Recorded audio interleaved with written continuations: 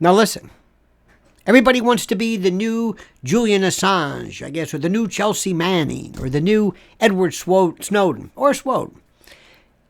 I don't know how to break this to you, but this information is classified, and one of these days, you're going to get somebody killed. You're going to have some operative or some American citizen killed whose cover is going to be blown because you decided all of a sudden, I'm going to release this. Because I think this information should be released. Because I think this war is illegal, or I think this activity is illegal. Look, I don't have to tell you that I'm not a big fan of the Biden administration. But first and foremost, and I know this sounds corny, I'm an American citizen. And this is my government. And there's a lot of good people out there, believe it or not, in the intel community who want to do nothing but stop the bad guys. And if I decide all of a sudden that I'm going to release something that I came across because I think, well, I just want to be the next Julian or whatever, I could end up getting somebody killed. Now, everybody talks about Ellsberg. Let me tell you something about Ellsberg. One of these days, you're going to find out how much of that information was a limited hangout, and we knew about that in the first place. But that's for another time. Now, I know this is terrific stuff, and I know that Julian Assange is different because he is technically a publisher, and under the Pentagon Papers case and Bartnicki, 2 Supreme Court cases, he should not be imprisoned because he was indeed a publisher, and the First Amendment applies. That notwithstanding.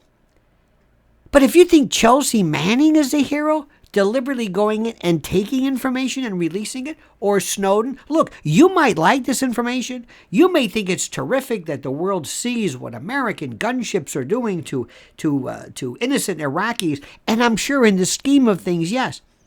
But I've got to ask myself one question. Who the hell am I to second guess military operations? Who am I to reveal information that could get Americans killed? I don't understand this.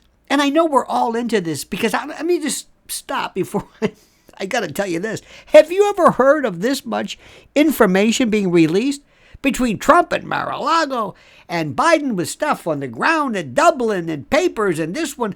What is it, the days of Sandy Berger down the pants? What is going on here? Either A, a lot of this information really isn't that classified, or B, we got a real big problem with people having access to this. Remember Bookman from Seinfeld? If you take out a book from a library, they'll find you.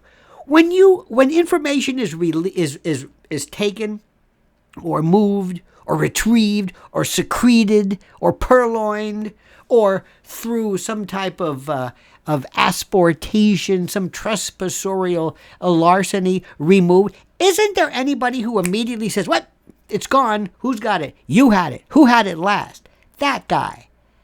So we've got a number of issues here. Number one, we got to really reconsider perhaps how we're keeping track of our secrets. But number two, do you think that maybe we're getting a little bit too romantic about people who are taking information and disseminating it, especially when good and honest American patriots may end up dead?